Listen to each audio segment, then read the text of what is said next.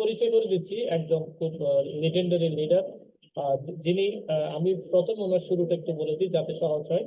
উনি পার্সোনালি আমাদের পাহাড়ি অঞ্চলের একজন ভাই, আহ, একদম হোটেলের রেস্টুরেন্টের ওয়েটার ছিলেন, ওখান থেকে আজকে আন্তর্জাতিক বিজনেসম্যান।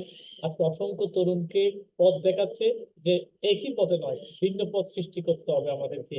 আজকে বাংলাদেশে কি সমস্যা, আজকে যদি আপনি বাংলাদেশে কমন কয়েকটা সমস্যা নিয়ে যদি আপনি আলোচনা করেন, সবচেয়ে যেটা আলোচনার কেন্দ্রবিন্দু সেটা হচ্ছে বেকারত্ব। সো এবং সবচেয়ে বড় বিষয় হচ্ছে আমরা বেকার, কিন্তু আমাদেরকে উত্তরণ করার জন্য, এই জায়গা থেকে উঠে আনার জন্য কেউ কিন্তু পথও দেখাচ্ছে না। সো আজকে যে সামং মামা ভাইয়ের আমরা কথা শুনবো, উনি এই ধরনের একজন লিডার যিনি অ্যাকচুয়ালি পথ দেখাচ্ছেন এবং বেকারত্বের যে করাল গ্রাস সেখান থেকে নিজেকে মুক্ত করেছেন, আরো অসংখ্য যুবক তরুণকে পথ দেখাচ্ছেন। তার গল্প শুনলেই অবশ্যই আপনি বুঝতে পারবেন একদম নিরেট রুরাল জায়গা থেকে আজকে সিংহাসনে বসে গেছেন। সো আমরা এই ধরনের একজন লিডার মিস্টার সামং মার্মা, আমরা তার কথা শুনবো। সবাইকে ওয়েলকাম জানাচ্ছি। So welcome mister Samang Marma. Okay, thank you so much. আমাদের চমৎকার উপস্থাপনা, আমাদের মোবারক ভাই আজকে এই সুন্দর একটা পরিবেশ করে দেওয়ার জন্য সবাইকে আমার তরফ থেকে সালাম, আদাব এবং নমস্কার। আশা করি সবাই ভালো আছেন আপনারা। একটু আগে আমাদের একজন ইয়াং সাকসেসফুল এন্টারপ্রেনার যিনি মেহেদি ভাই খুবই চমৎকার আলোচনা করে গেছেন। সো এরকম আমাদের প্রত্যেকেই লুকিয়ে আছে আশেপাশে অনেক গল্প, বাট ওইটাকে ধার করতে হবে। ধার হচ্ছে, শুধু ধার বললে তো আমরা মনে করি যে টাকা ধার করতে হবে, বিষয়টা এমন না। ধার মানে হচ্ছে নিজের নিজের ভিতরে যে একটা ধার আছে এটাকে ভার রূপান্তরিত করে সাকসেস করতে হবে। সো আমরা বহু মুভি এবং বহু নাটক সিনেমায় দেখেছি যে আসলে পৃথিবীতে দুনিয়াতে অনেক কিছু অর্জন করা যায়, তবে কেউ কাউকে জায়গা করে দেয় না, কেউ কাউকে নিজেরটা মানে কেউ কারোটা করে দিবে না, এটা নিজেকেই অর্জন করতে হবে। এরকম একটা জায়গা কিন্তু অলরেডি আপনারা পেয়েছেন Forever. Okay, so myself Simon Marma, Forever Living Products একজন একবিও, সেই সাথে মার্কেটিং প্ল্যানে অনুযায়ী হচ্ছে আমরা একটা প্ল্যানে কাজ করি। আমরা মুভ আপ বলতে গেলে মুভ অন, সামনে আগানো, যে একটা লক্ষ্য বা যে একটা প্ল্যান আছে সেটা হচ্ছে মার্কেটিং প্ল্যান। সেই প্ল্যানে আমি সোয়ারিং ম্যানেজার, ফরএভার লিভিং আজকে 6 ইয়ার অলরেডি পূরণ হয়েছে, আমার 6 বছর পূরণ হয়েছে আজকে। সো এটা আমার জন্য একটা উদাহরণ। আমি কোনো প্রতিষ্ঠানে আমি লং টাইম আমি কোনো জব করি নাই, তবে আমার জার্নিংটা শুরু হয়, আমি একজন কৃষকের ছেলে। আমার বাড়ি হচ্ছে রাঙ্গামাটি জেলা চন্দ্রগুনা, কাপ্তাই উপজেলা থেকে। আমার পড়ালেখা হচ্ছে চন্দ্রগুনা। হাই স্কুল শেষ করার পর আমি আসলে মাঝখানে ব্রেক ছিলাম, কারণ আমার পরিবার সদস্যরা আমাকে পড়ালেখা করার মতো সেই সামর্থ্য আমার কাছে নেই। কারণ হচ্ছে আমি প্রাইমারি স্কুল শেষ করেছি, সেটাও বলতে গেলে আমার মা বাবারা হচ্ছে ওই যে আপনারা যারা 3 পার্বত্য জেলায় থাকেন বা আপনারা শুনেছেন বা দেখেছেন অনেকে, বা অনেকে জানতেন না বা অনেকে জানেন না যে এটা হলো এক ধরনের বাঁশবাগানে বাঁশের চারা, এটাকে বাঁশকুড়ুল বলা হয়। আর তারপর হচ্ছে পাহাড়ের কত ধরনের যে আপনার লতা পাতা আছে যেগুলা বিক্রি করে। আর বাঁশকুড়ু আমার মা আহ, মানে অ্যারেঞ্জ করে জঙ্গলে বিভিন্ন বাঁশের বাগান থেকে সংগ্রহ করে কি করতেন, বাঁশকুড়ু বিক্রি করতেন, সেই সাথে বলতে গেলে আপনার লতা পাতা বিক্রি করে আমাদেরকে চালাইতেন। তো আমাদের এলাকাটা এমন ছিল যেখানে এখনো পর্যন্ত গাড়ি যাইতে পারে না, এমন একটা জায়গা যেখানে কারেন্ট মাত্র 5-6 মাস আগে ঢুকছে। এর আগে হারিকেল হারিকেল বা ওই যে আপনার এক ধরনের টিনের মধ্যে ওই বাড়তির বলে আর কি, বলতে গেলে ওভাবে বসবাস করতাম।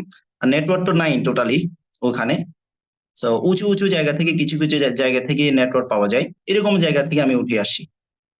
তো ছোটবেলায় যখন পড়ালেখা করতাম, সামর্থ্য না থাকার কারণে আমাদেরকে ওই যে স্কুলের পাশে এই বাসা ভাড়া নিয়ে রাখার ওই সামর্থ্য না থাকার কারণে আসা যাওয়া বাড়ি থেকে করতে হইতো। তো আসা যাওয়ার পথটা হচ্ছে এমন, পাহাড়ের অঞ্চল তো আপনারা জানেন, উঁচু নিচু অনেক পথগুলো হেঁটে আসতে হইতো।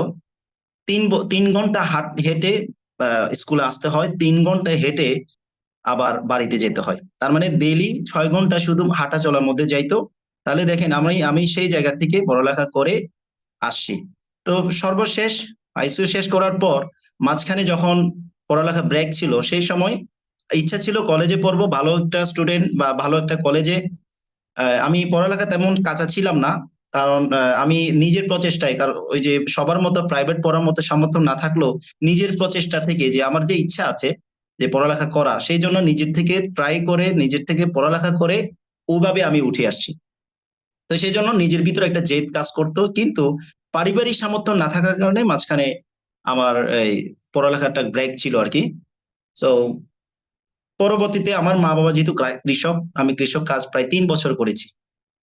কৃষকের কাজ 3 বছর করেছি।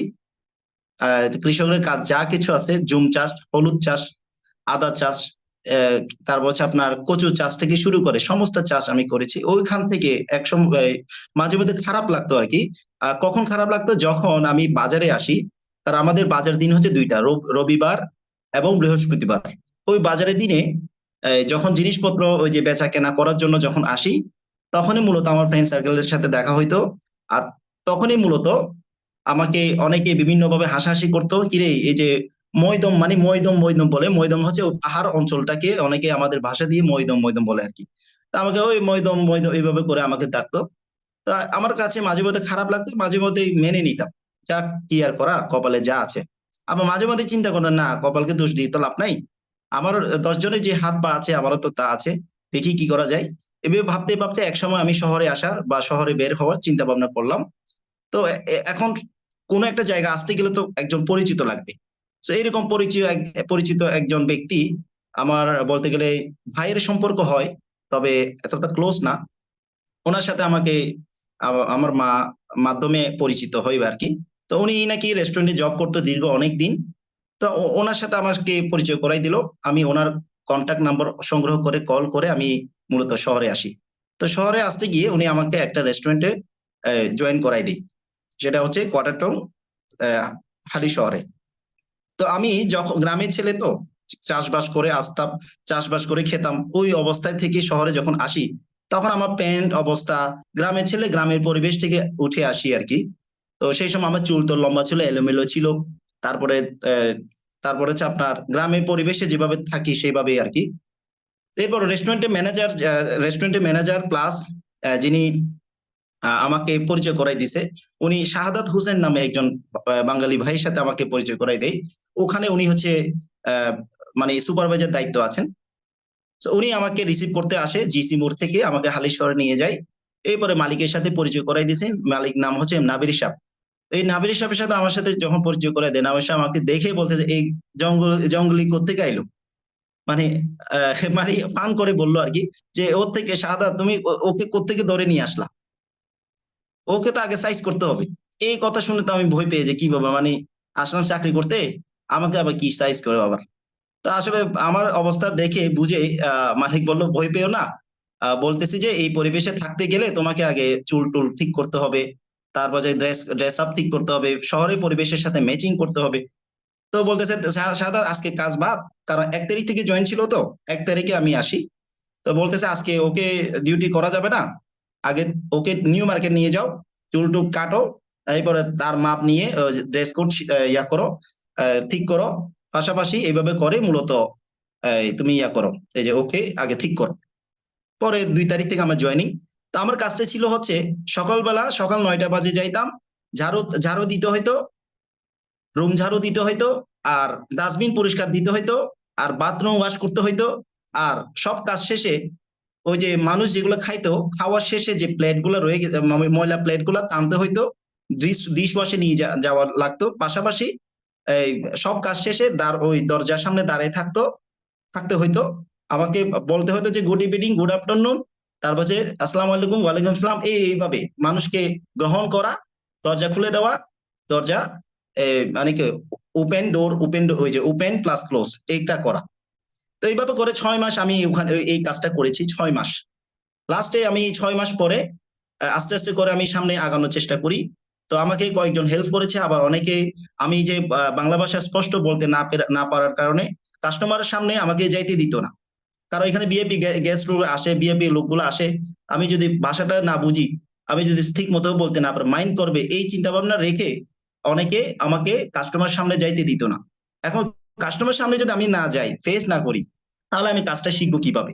এই চিন্তা ভাবনা নিয়ে মাঝে মধ্যে আমি কি করতাম, রিডিং পড়তাম ভাচম্বুকি কমানোর জন্য, বা ওই যে শুদ্ধ বাংলা বলার জন্য আমি বিভিন্ন বই পড়তাম, বিভিন্ন এই যে আপনার পেপার পড়তাম। এইভাবে করতে করতে আমি ভাষাগুলো সুস্পষ্ট করার চেষ্টা করেছি, সেই সাথে কাজও শিখেছি। এভাবে করতে করতে প্রায় 2.5 বছর পর আমার স্যালারি হয় 3,500 টাকা, 2.5 বছর পরে। তা খাওয়া দাওয়া ফ্রি ছিল, আর স্টাফ কোয়ার্টারে আমার বাসা ছিল। তো স্টাফ কোয়ার্টারে যেখানে থাকতাম আর কি, ওখানে হচ্ছে একদম ছাড় পোকা, আমার মনে হয় কত বছর ধরে যে লালন করছে ছাড় পোকা, এটা আসলে বলার মতো না। ওইরকম পরিবেশ। আমি প্রতিটা রাত আমি ঘুমাইতে পারতাম না, সারা রাত কামড়াইতো। আসলে সবাই তো ঘুমাইতেছে, কারণ ওখানকার যারা থাকতো, থাকতে থাকতে অভ্যাস যারা হয়ে গেছে তারা তো ঘুমাইতেছে, খবর নাই। কিন্তু আমি আসলে হঠাৎ করে আসার ওই পরিবেশের সাথে ম্যাচিং করতে না পেরে ছাড় পোকা আমাকে মনে হয় চিনতে পেরেছে, এই লোকটা নতুন, আগে ওকে খাই আগে। তো এরকম মনে হয়। তো প্রতিনিয়ত বিছানা উল্টাই দেখলে যে এখানে প্রায় গাঁটতি গাঁটতি মানে ছাড় পোকা পাওয়া যেত, এই অবস্থা আর কি। তা আসলে খুব দুঃখজনক ছিল। আমি মন চাইতেছে এখনই বের হয়ে যায়, কারণ ওই যে আমাদের এলাকা থেকে যখন আমি বের হই, তখন অনেক ব্যক্তি বলতো এই যাইস না, দরকার নেই। কারণ কতজন শহরে গেছে আসছে, 5 মাস 6 মাস 1 বছর 2 বছর, সর্বোচ্চ 3 মাস টিকতে পারবি, কারণ শহরের পরিবেশে যে কেউ থাকতে পারে না।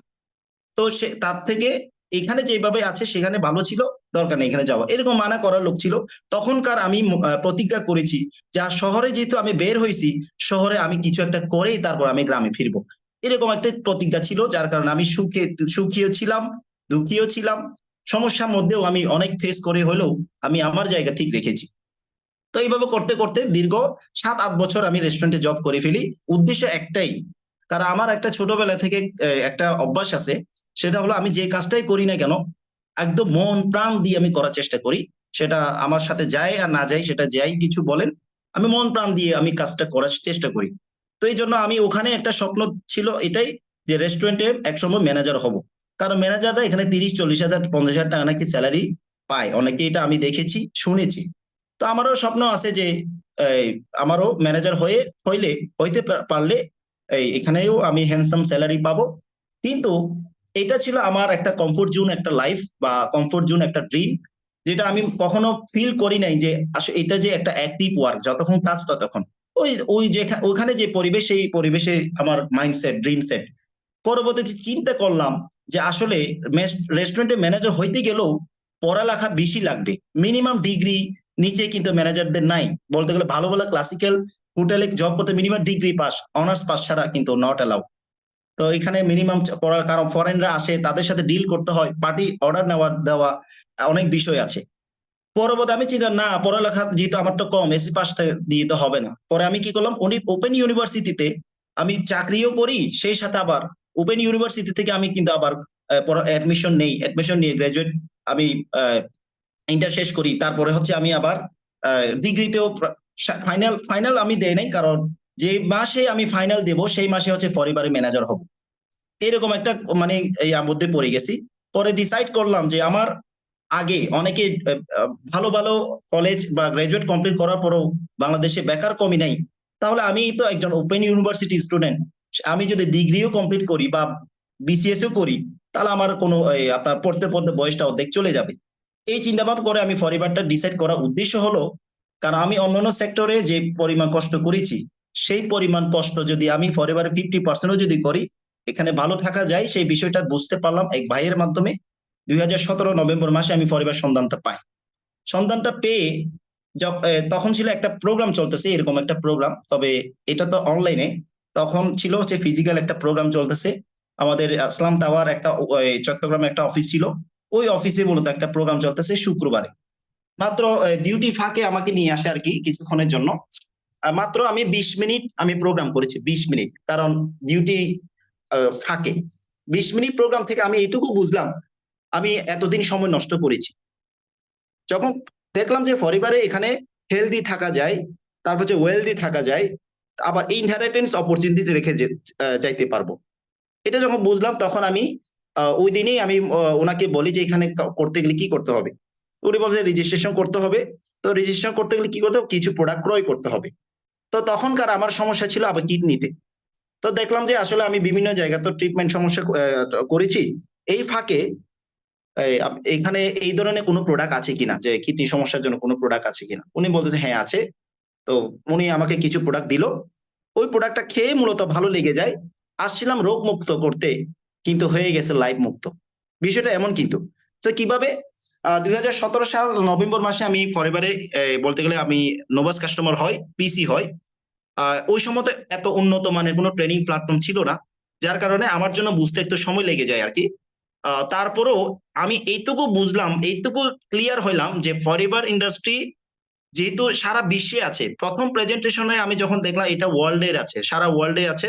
আর দ্বিতীয়ত হচ্ছে তখন ছিল 40 বছর, তখন ছিল 40 বছর ফরএভার বয়স। তো আমি চিন্তা করলাম কোনো একটা প্রতিষ্ঠান ভালো না হলে 40 বছর কখনো টিকতো না।